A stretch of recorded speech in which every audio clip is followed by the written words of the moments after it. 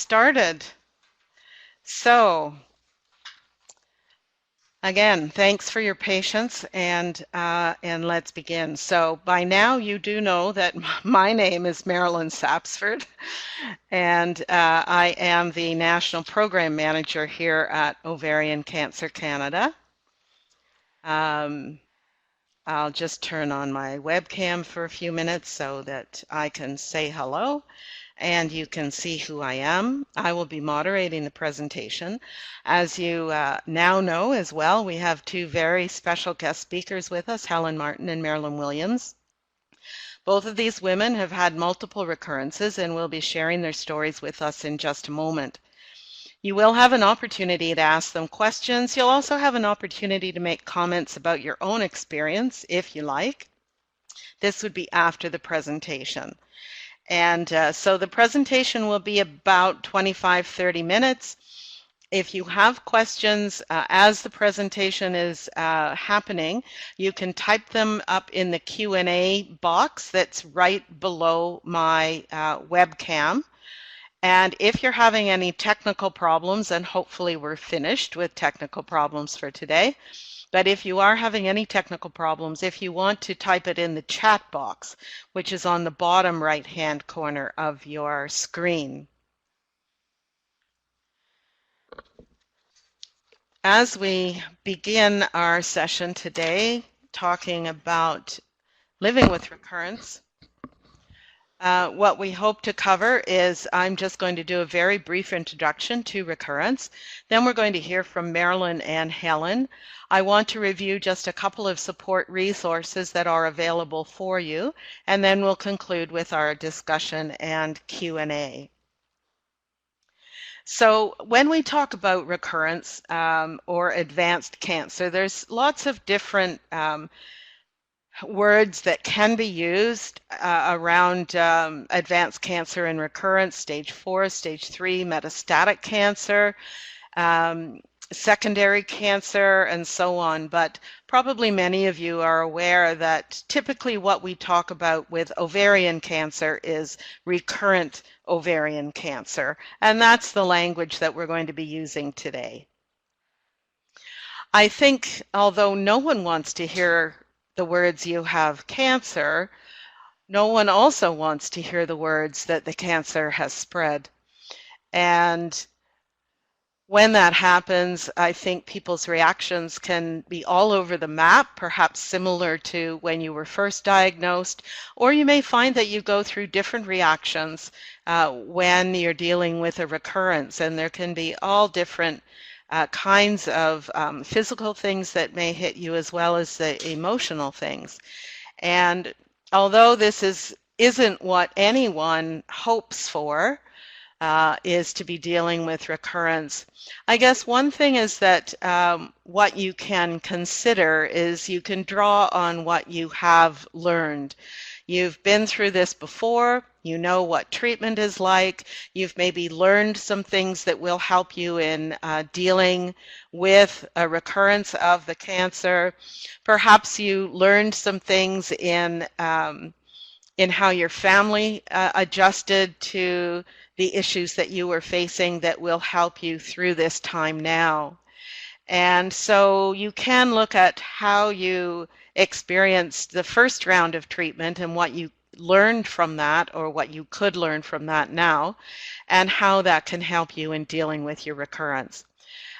Many women actually live through many recurrences, and so in recent years we've begun to talk about ovarian cancer almost like a chronic disease because of this cycle of remission and then treatment and then remission again and then perhaps more treatment. And so it can become like a chronic illness. And so we have two women here who are going to share their stories with us, and they have learned a lot from their experience in living with recurrence. And so I would like to now introduce Helen Martin. Helen was diagnosed in 2005. She's had 3 recurrences, and she has been in remission now for the last 4 years. Helen has a family history of ovarian cancer and lost her mother and aunt to the disease. Since she was first diagnosed and through her recurrences, Helen has been passionate about raising awareness about their disease. She's volunteered with Ovarian Cancer Canada doing Knowledge is Power and survivors teaching students sessions. She's done media interviews for us, health fairs, and she's also raised money for the Walk of Hope. Helen is a widow, has 2 amazing children, she says, and 4 grandchildren. She retired from administration in her local school district, and she lives in Ontario. Her favorite pastime is performance dancing with a community seniors group, and I believe she was at dance class this morning. And she also volunteers with our organization. So Helen, thank you for your patience and your persistence in resolving our audio problems, and I'm going to turn it over to you now. Thank you, Helen. Well, thank you, Marilyn. It's always a pleasure, and I'm always proud to be a participant with anything that Ovarian Cancer Canada can do to help educate and support women. Marilyn took parts of my speech, so I'm just going to carry on with what I have and just probably confirm a couple of things she said. The fact that I lost my mother and an aunt. I can't. They won't let me forward it. Oh, we're having voice problems. We're having audio problems again. We are. Is there someone on the telephone line? Can you please do *6? We can hear you talking, which is interrupting the presentation.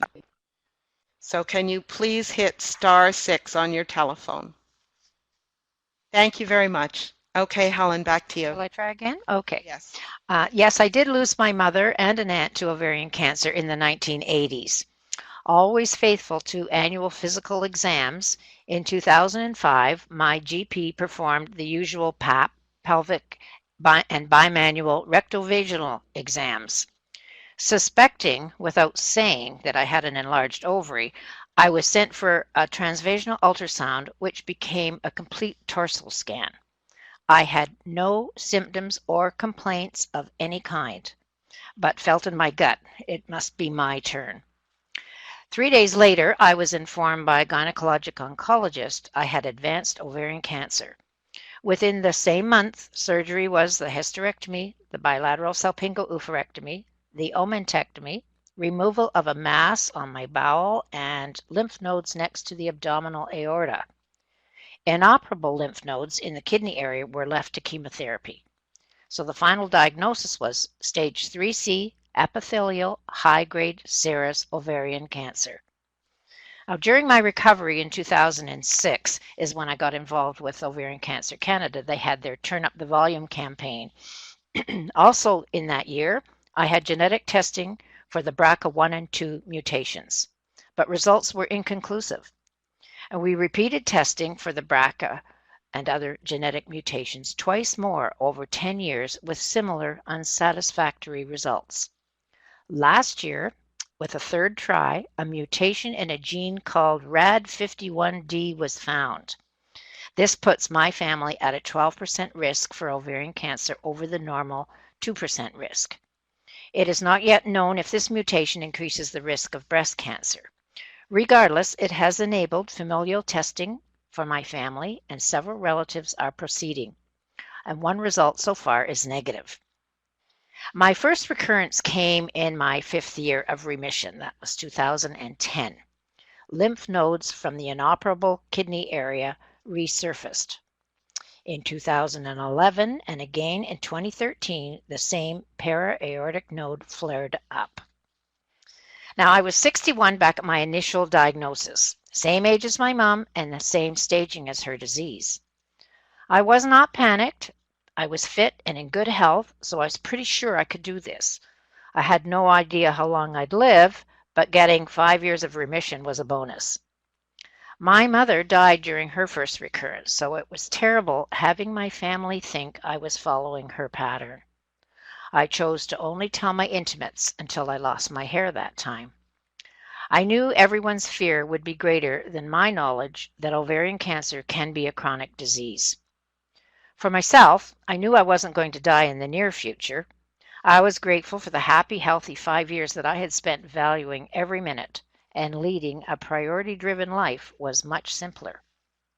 There was some anger and frustration. I had spent those years doing lots of Listen to the Whisper seminars and various other volunteer ventures, yet I could see no medical progress anywhere, and I had never raised any money towards research. Frustrated and in a hissy fit, my daughter and I rallied my loyal supporters into a Walk of Hope team called Helen's Heroes and entered our first event, with me bald and in a wheelchair to complete the course. With each recurrence, I always knew I had at least 2 years more. I was content with that, but determined not to waste a minute. I knew I was already luckier than many. I never quit dancing or any other enjoyable activities, but the next two recurrences put me in limbo, seeing my life in 2 to 3 year increments only. I was never really sick and knew I would spend most of a year in treatment, get another year as okay, and maybe get one more year for a total of 3. I was okay with that.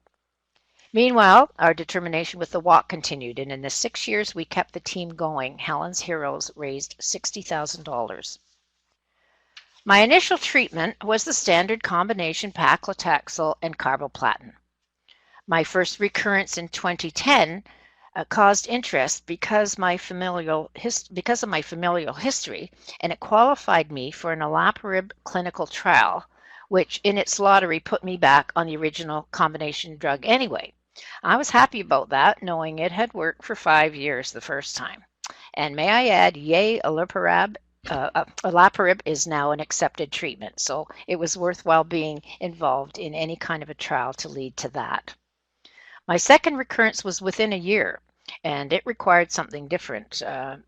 So never being platinum allergic, I did 8 treatments of carboplatin only.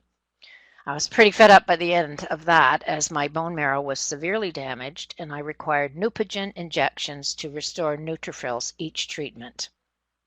A year later, the para-aortic lymph node returned again. Consulting with a renal oncologist, surgery in this area was still too risky. From my large research file, I requested a CyberKnife radiation consult.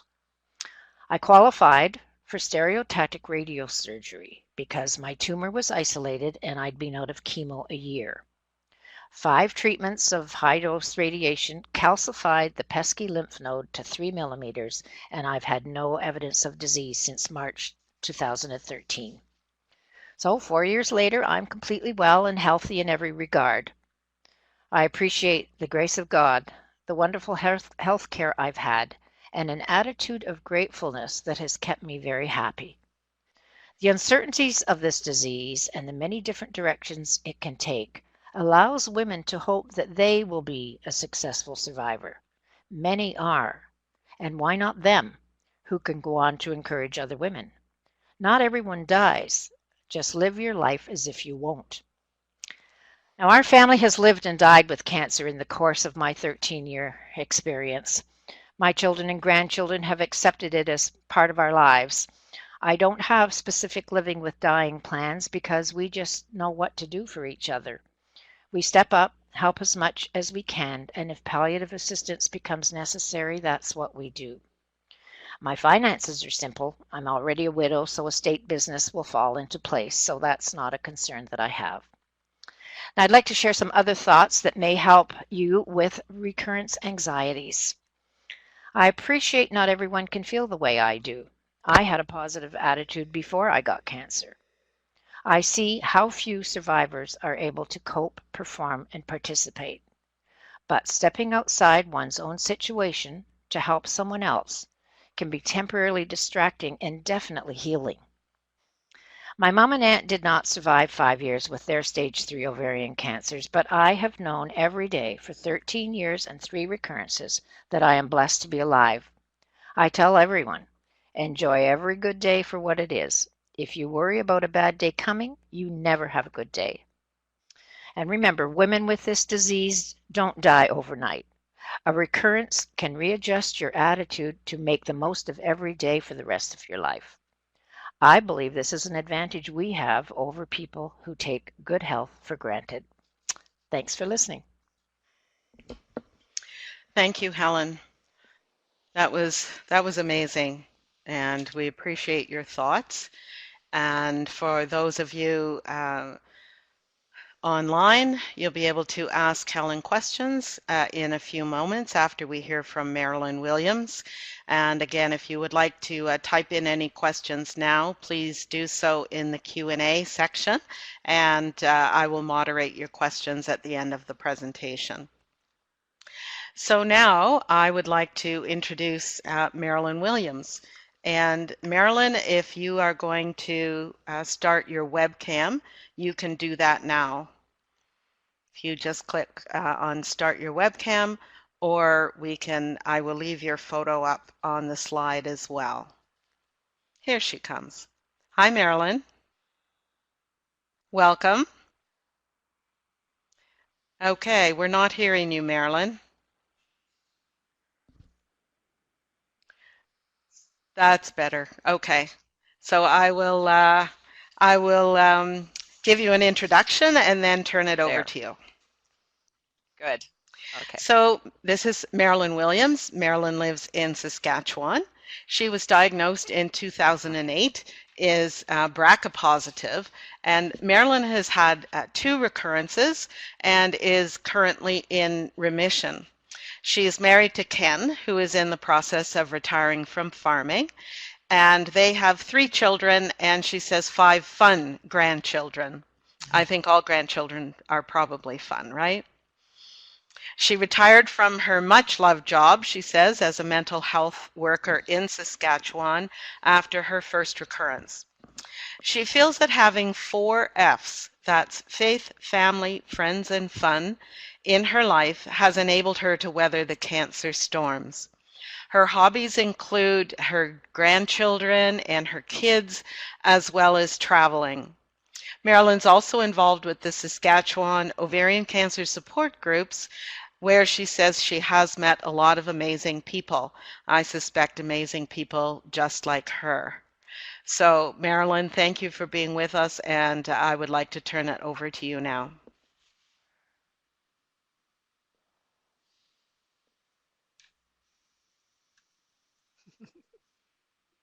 Okay, thank you. I'm not used to being on camera, so this is a little unnerving. But anyway, I was diagnosed in 2008 with stage 1C ovarian cancer, the serous with high grade. And I had the normal carboplatin paclitaxel treatment after the surgery. And then I had recurrence 4 years later, and they removed 5 tumors on my colon. And then I went through carboplatin and calyx that time. And then 2 years after that, I had a scan showed up cancer in my spleen. So they were able to take that out laparoscopically, and didn't have to. They said I could have a choice after a PET scan. It didn't show cancer anywhere else, so I had a choice whether I wanted to have chemo or not, and I decided to have some more chemo-free time and just take the chance and wing it. So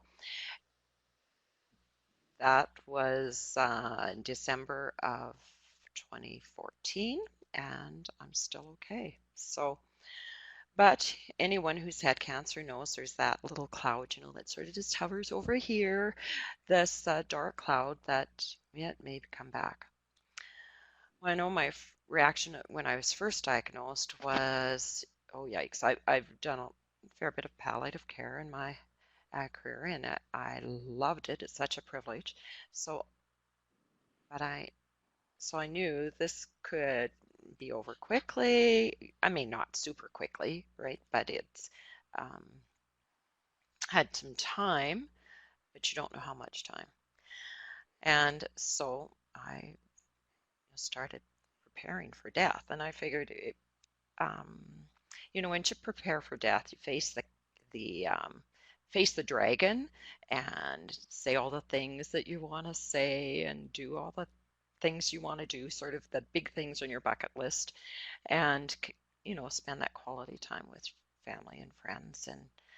And once done that, then you can just get on living and enjoy life. And not that all those things aren't fun, they are, but it's cancer can become a full-time job when you're going through treatments, and that's not fun. So you have to make fun and include fun in your lives, and that's where I have the faith, family, friends, and fun. If you have those four things in your life, you can get through anything a lot easier. And if there's some things missing in that, it's a rougher ride.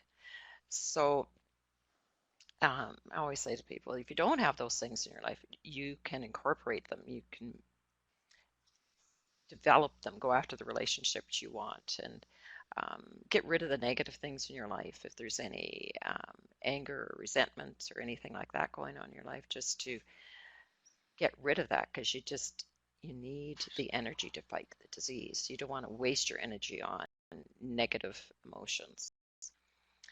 And you want to make the most of that time. So I know telling my family was hard. It was, but I'm an open book. So I went and I told them what was going on and stuff. But I found with the recurrences,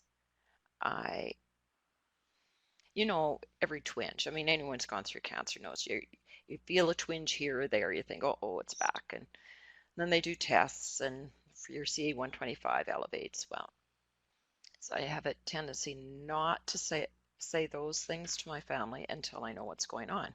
They've got enough stressors going on in their life, just with their daily lives, right? So but when there is something, I do tell them, and then we deal with it together. And you need those supports. And I find with the 4 Fs too, that it also gives me purpose in life. And we all need purpose, not just sitting around dealing with cancer treatments and stuff, but to be there for other people, get out. And I've participated in the walks, of course, and doing, I did listen to the whispers and help support other survivors with phone calls or visits or that sort of thing. And then just people in my community, in my family, grandkids. And so keeps you busy and engaged in life is the important thing. And I feel that there's always hope coming up with new drugs and clinical trials. I haven't been involved in one yet. And Saskatchewan is a little tight on that. We don't have any clinical trials right now that I know of. But feel that there's good quality time in between recurrences. And yes, the monster's probably going to attack again, but I'll deal with it when it does. And meanwhile, I'm going to enjoy life. But I know when the time comes too, there's always something to look forward to, and heaven's going to be great. And so I can look forward to that too. So it's just sort of a mindset, sort of let go, let God, and sort of rest in that. And Marilyn, keep going. would you like to So talk a little bit about I can BRCA? take any questions if you want. Thanks for listening. Oh, sorry. Yes. When I was initially diagnosed, they asked if I wanted to be tested for a genetic mutation. So I said sure. And I was tested positive for the BRCA1 mutation. And so then I have 2 daughters and a son. So both my daughters have been tested, and one tested negative. So that was a big relief because she has 2 little girls. And so she won't have any more risk of ovarian cancer than the general population, basically. And then, but my second daughter tested positive, and that was hard. That's the hard. And I know I was with her when we went into got her results, and she had her little girl with her, baby girl, and immediately she looked down at her. That's hard. Knowing that other family members are at risk, but we're being monitored very carefully. I know my daughter Charlotte was told to have her family as quickly as possible and then do the preventive surgeries. And so she did. She had the hysterectomy after she had her second little girl. And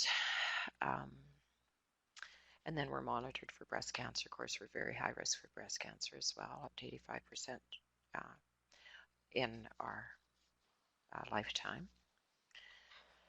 And so we get an MRI, breast MRI once a year and mammogram once a year, 6 months apart, and tested by a doctor in between time. Plus we go to see the high-risk clinic in Saskatoon. So we're monitored well, and I was glad I was here to be able to see that she had her surgery. Okay, and thank you. That she isn't as well, I'm sure there'll be some questions for you in just a couple of minutes. So thank you, Marilyn and Helen. And I'll open it up in just a couple of minutes for questions and comments. Before we do that, I just wanted to make sure that people online were aware of some of the resources that are available to you, both through Ovarian Cancer Canada as well as other places that may be near you. So first of all, the two guides that Ovarian Cancer Canada produces is By Your Side, which is for women who are newly diagnosed with the disease. So Still By Your Side is a new guide that we published just last year, and it's specifically for women who are dealing with recurrence.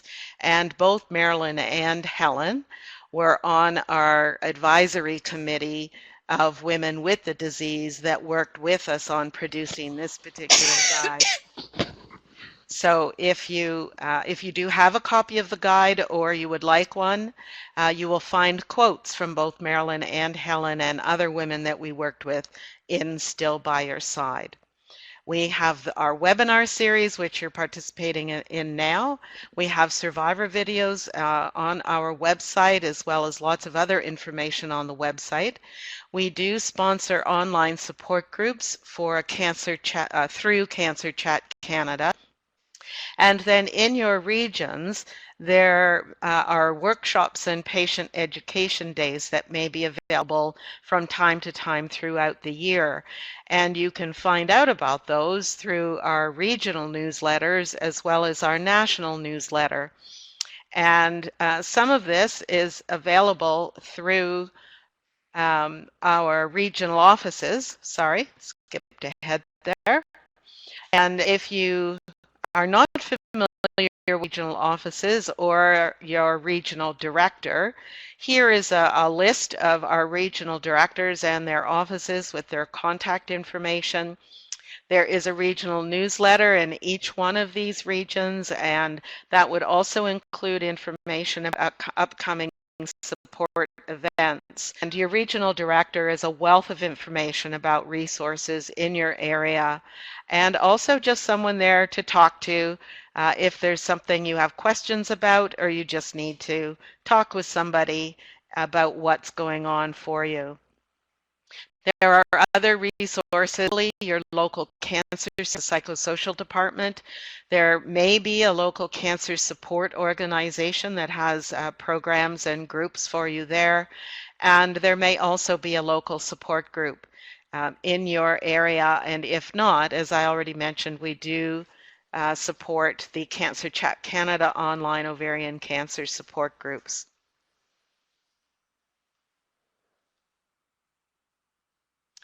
So now I would like to open it up. We do have some questions already, And I will go back to Helen's photo so you can at least see her picture.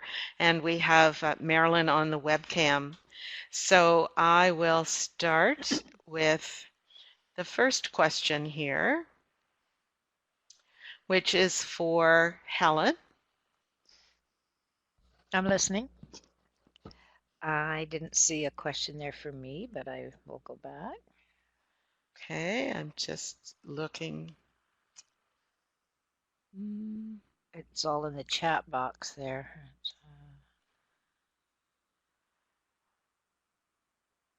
Oh, geez, got all the techno stuff.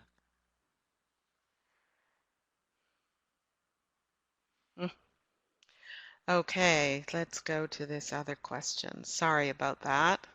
No, I don't think I see one for Helen. Marilyn, did you have any CT scans done in your first 4 years after the first recurrence? Marilyn. Did you have any CAT scans done in the first Hello. it Yes. says here during the first 4 years after your first recurrence. So how long were you in remission after your first recurrence? And they're asking if you had any CT scans done during that time.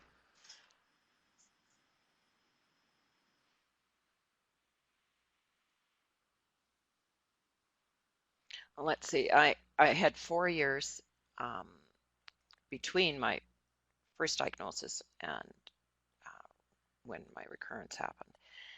And did I have and then between the two, I don't remember. I'm sure I did. It's been 9 years, and I've had chemo brain, But so I've had a few CAT scans. Yes, I know what they're doing now is doing like last fall I had a PET scan, and nothing showed up. And I think, Verna, it's done every year now. the kind of follow-up that a woman receives is very much depends on her doctor and the cancer center where she might be treated. They will have different protocols for follow-up, so some women might get a CAT scan, some women might get a CA-125, and other women may not get a CA-125 as follow-up. So the follow-up protocols can be different. And so what one woman might receive on a regular basis might be different than what another woman receives. So when you ask if a CAT scan is getting a CAT scan or not getting a CAT scan is normal, it is going to differ based on where you're being treated and who your doctor is. This is Helen, Marilyn. Could I address that issue? Sure. I had no CAT scans done ever until my first recurrence, and Yes. I'm going to digress. In the beginning, they saw everything they needed to see just through the transvaginal ultrasound, and I realized as my CA-125 started to climb in that 4th year that there was probably something going on. And it wasn't till then that the CA-125 was actually rising that my oncologist felt that it was worth doing a CAT scan for. In other words, it's an expensive situation and exposed to radiation, etc. So I fortunately have a very sensitive CA-125, and as it started to climb after 4 years, we waited until it sort of leaped 3 times, and now it was getting a little suspicious, and my oncologist was positive we would not see anything until a certain point. So there's no point just scanning and hoping a person is well with a CAT scan. They have to have some indication that there's something going on before a CAT scan will actually even show them any evidence of disease. And so it's not something that's done as a test, it's something that's done to confirm a suspicion they already have. That's what I have learned over my years. And okay. So with each of my recurrence. and this is Marilyn, Yeah. Marilyn again. And my situation is very different in that my CA125 is not sensitive. Um, when I had my first recurrence, it was 34, and I had three tumors. By the time they did surgery 5 weeks later, Right. I had 5 tumors that they removed. So can't go on my CA125. And well, I can. I know if it's going up past, close to 30, I'm in trouble. So, and that's what happened with when it came back in my spleen as well. I had my CA125 was 34, and this was just for my regular check. And I had been having a little discomfort on the left side, and so my GP ordered a CAT scan. My oncologist was away at the time, and there it was. So Exactly. um, they took that out. Um, and they go on symptoms too. Um, with my first recurrence, I could feel that there was something going on up high. Mine is coming up high. So, and I was told it probably will just keep being high. Um, and and so they go on symptoms if you're having symptoms, Of and course, that's why Marilyn, they're doing the Helen PET here. scan I should have once a added year that I because never have had my symptoms. In CA125 13 is years, I've had no elevated. symptoms or any discomfort. So, of course, again, having the sensitive CA125 is all I have. But yes, the CA125 and or symptoms, complaints, or then there's a reason to have a look, and surely need to have a look. But just hoping that you're fine doesn't seem to be the criteria for having a CAT scan. Okay, another question is, did you travel during treatment for recurrence? While you were in treatment, did you travel? Oh, for recurrence? Yes, I did. Uh, I did in my recurrence, the first recurrence, uh, right during chemo. We did an Alaskan cruise. I figured, might as well go for it, right? And it just worked out. As soon as my treatments are over, I figured that's the safest time. I love traveling, so I've done a lot of traveling. Helen, what Most of about that you? traveling's been done Well, I since was the never much of a diagnosis. traveler for a So variety of reasons. So no, it's I been wasn't important. traveling during any of my treatment. It just wasn't something that was going to happen for me. But I've certainly traveled a lot in between and since. Actually, no, I guess all of my traveling's been really in the last 4 years. No, that's not true. I had enough time in between that I was never in treatment when I was traveling, but I did get away a few times. But So, I had no issues too. so the second part of that question was, I've had partial bowel obstruction, so travel scares my husband. However, I feel it would add a lot to life. And so I don't know if there's anyone else who maybe has a similar problem or and has traveled. If you want to make a comment about that, and if you want to type it in the bottom of the chat box as opposed to the question and answer section. The questions in the Q&A box, I'm going to those now. And Helen, this is for you. Yes. Now you may have already answered this question around the CA125 levels. So what sort of test result figures jump-started treatments with each recurrence? In August, I learned of my recurrence and my CA125 levels were at 256, and we're still at a wait and see approach with no treatments. So do you feel you've answered that question, or would you like to add something? Well, the CA125 questions are very, very difficult because they're unique to the individual, and as we all know, they're not the same for everyone. Excuse me. I happen to have a normal count of around 12, and in in my 13 years, when it was in the 12 area, we knew I was fine. And with the 3 recurrences, each time it would go from 12 maybe to 20, and then it would go to 30. So after a couple of leaps, and those blood tests might be done, say, 6 weeks apart to see if it was increasing, that's when there was a suspicion. So again, after any kind of treatment, I'd go right back to the 12 again. So that's me and my lovely little scoreboard that I have. Anyone else would have to know how their test had been reading in the past. Okay. Marilyn, this is for you. How did they determine that the cancer had recurred on the spleen and the colon?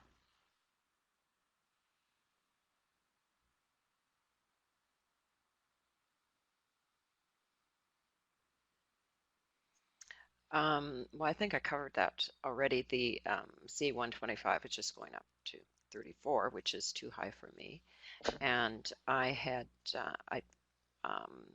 for the colon, I had on my left side again a pain when I was driving one day that was just like take my breath away type pain, and then it subsided, and then I would just have discomfort there and in a couple other places. And here, that's where the tumor happened to be, and one of the main tumors. And then they were scattered along the colon. So, and the same with the spleen.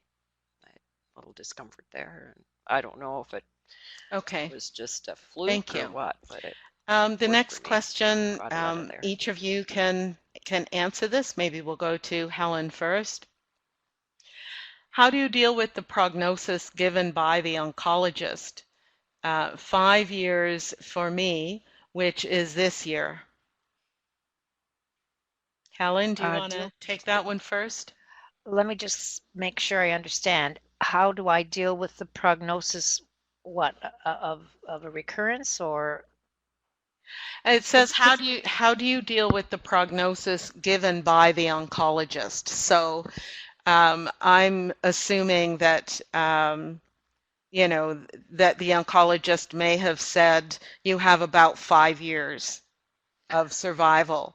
And for this particular woman, she says that's this year. So how did you deal with the prognosis after you had your first recurrence, knowing that, you didn't know how long you had to live?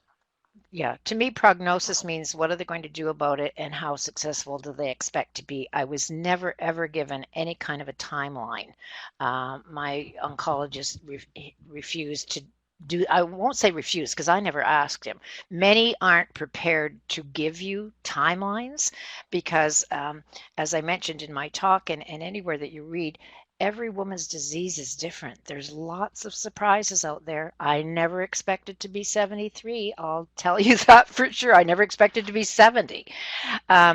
So we were never talking about timelines with my doctor. It was always, well, let's see if this works, and we'll do this. But he never said what he thought the results would be. And I don't think, in my experience, a really sensitive doctor will do that because you just don't know. I mean, I'm in a very large support group. There's no two stories alike, and there's miracles every day. And people defy odds that they're given, and I'm not sure, unless you're really stage 4 and you're really in big, big trouble, I'm not sure it's fair to make that kind of a judgment because it's not for us to say. Okay, thanks, Helen. Marilyn, do you want to comment on that?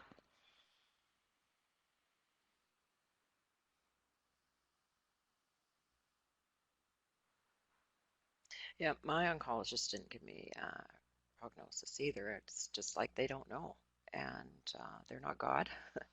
And so, yeah, and so that wasn't an issue. I mean, we look stats up, right, and see the stats aren't great for our cancer group, but there's people that I know of that have been given 6 months to live, and that's like 14 years ago.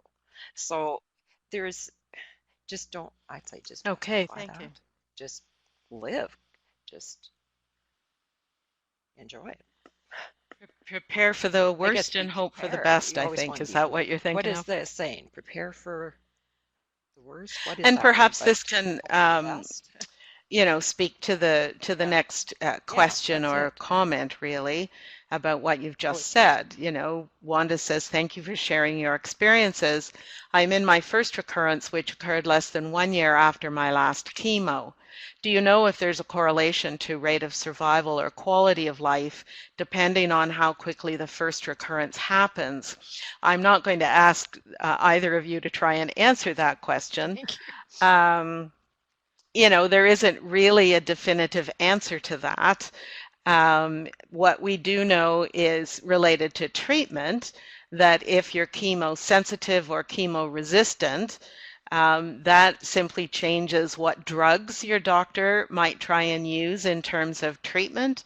But in terms of survival or quality of life, that I think really isn't something we could address in this context, and would certainly be a good question, though, for your doctor, along with how they might change the approach to treatment depending on whether or not the cancer is chemo sensitive or chemo resistant. The next question is for Marilyn. Did you have any colonoscopies done between recurrences?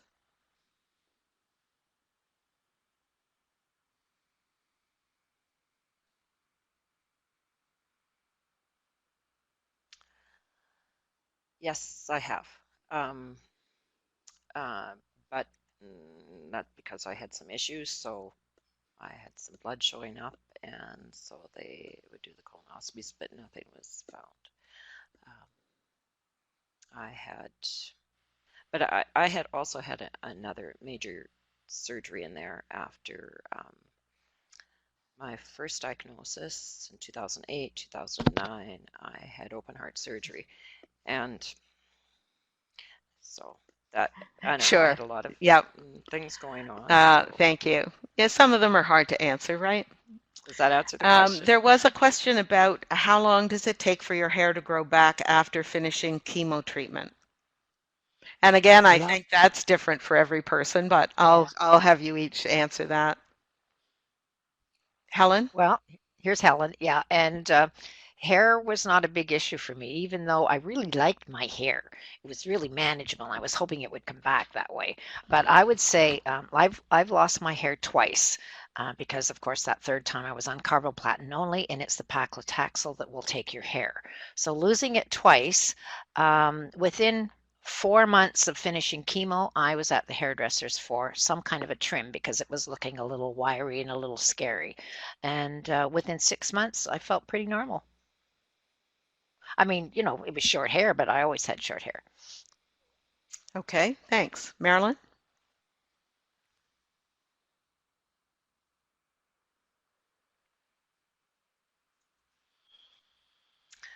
Um, I I lost my hair the first time because I had Yeah, I know, paclitaxel, and fortunately, and it's come yeah, back I each just time. can't remember. I like my wig.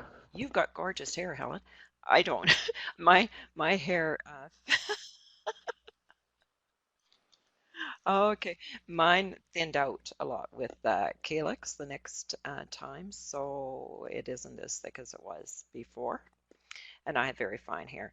But um, so, but the first time, It's it hair. was probably about 4 months, I guess, Hair grows. Yeah. three. I hated my wigs.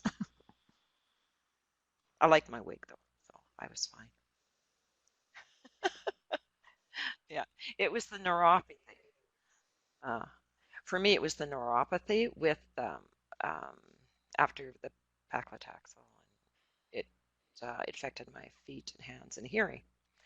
So I had 30% hearing loss, and but my hands are recovered, Okay, there's my just feet one or two still other give me issues, but questions, good just to and remember that I'm alive. for Helen, do you need the BRCA gene in order to take the drug? I think they And were. that probably She's means trying to say olaparib, I'm sure. olaparib. Yeah. Yes. Yeah. I And I'll believe, I'll take that one, Helen. please, thank you, thank you. The drug olaparib has been in clinical trials, and yes, it's for women who have platinum-sensitive recurrent ovarian cancer who are positive for the BRCA gene mutation. So yes, the drug has been approved by Health Canada for use with ovarian cancer, and it is now going forward to a different government body to see if they will actually provide public funding for the drug. So currently, olaparib is not funded, and it is for BRCA positive, platinum sensitive recurrent ovarian cancer. This question is for Helen. I'm wondering if having delays between chemo sessions has a negative effect on the overall effectiveness of the chemo. I suspect that Avneet is referring to my need for Neupogen injections. Sorry, I had my my microphone raised up so I could cough. I'm assuming Avneet is referring to the fact that I said I had low neutrophil counts towards the end of the 8 carboplatin treatments and required Neupogen injections. I'm assuming she's meaning that, and so of course my chemo was delayed. In my case, fortunately, only a week or so. But that only happened in my 21 chemos overall. I only had delays, 1 week delays, maybe 2 or 3 times. And I suppose it depends on the severity of the disease that the chemo is still having to work on. But mostly the person has to be well and kept comfortable and be able to tolerate the chemotherapy. So it's absolutely necessary sometimes for it to be delayed. If it causes any effective or negative effect on the disease, I certainly wouldn't be able to answer that.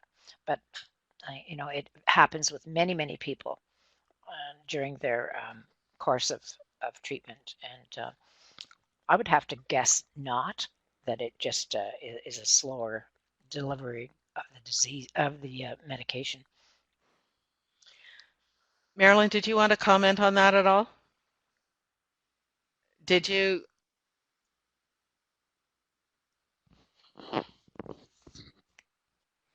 Well, my neutrophils were in my first time around. My chemos were delayed. The fifth and sixth chemos were delayed.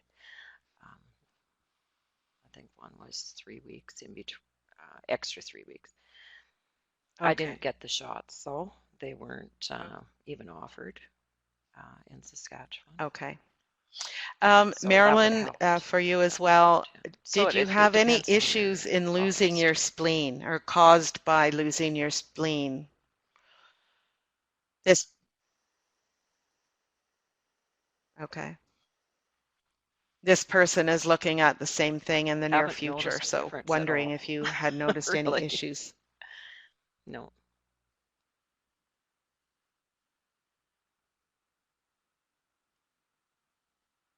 Yeah, none, none. And my oncologist teamed up with a fellow who he specialized in doing that sort of thing laparoscopically, and so the surgery was a piece of cake compared to the other surgeries. Wow. Okay. So, it was good. Well, just had there are lots of thank Christmas yous week right. in this list of questions. Thank you for sharing your experiences, both Helen and Marilyn.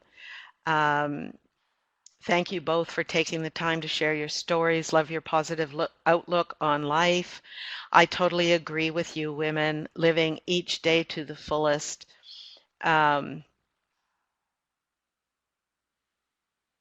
Living each day to the fullest and not looking too far ahead. Mindfulness works for me. Thank you for sharing your stories and sharing your positive attitudes. And more thank yous, and thank you for sharing. There is a reminder about support groups that are available. They are listed in your region on our Ovarian Cancer Canada website and the other resources that I mentioned. I'm just looking to see if there's any final questions here before we sign off. And there is one here about diet and whether or not either of you follow a specific diet or avoid certain foods. Helen in the beginning was very conscientious. I was going to really take care of this situation, and I would say for a number of years I was very, very conscientious. There's some basic things that I had started to do anyway before my diagnosis, but I definitely cut out white sugar, white bread, tried to eat as healthy as possible. There were a few supplements I took way back then, but I wouldn't even dare to offer them now. I just think being really sensible, being moderate, and eating a good, healthy, balanced diet is all a person really needs to do, unless you've got specific uh, issues, because I have known friends that have had great help and advice from naturopaths, etc. But I have this little phrase that I often use when I'm doing a knowledge is power, and refer to the fact that, we're told, oh, we'll eat broccoli to prevent cancer. And I say, you don't eat broccoli to prevent cancer. You eat broccoli and all those other green things to be as well as you can in case you need to fight something, where you just need it to be healthy in the first place so that you can fight any kind of illness that comes along. So I think being sensible with a really good balanced diet is the best thing, not to get crazy when you're already under all sorts of stress. But I think we all know the foods that we shouldn't be eating, and that's probably the best thing to be mindful of. Thanks, Helen. Marilyn, any comment? Mhm. And for me, well, when you're going through treatments, you're just trying to eat anything that you can get down, right? You do what you can. And I agree with Helen, just eat a healthy diet. That's the best thing. And but for me, a lot of it was mentally, um, always having something positive to look forward to, planning the Okay. next event, the next outing, Well, the next fun we thing, are so that was probably we are at good. 2:45. We are later than our estimated end time. So I thank you for your patience again for our audio problems at the beginning, but also thank you for staying with us for the presentation. I want to have a special thank you to Helen and Marilyn. You are both amazing women, and even more amazing today being willing to share your story across the country with so many other women who have ovarian cancer. And I know that for both of you, it's important to be able to talk with other women who have the disease and bring some hope out of your own experience to these other women. And you have certainly done that today.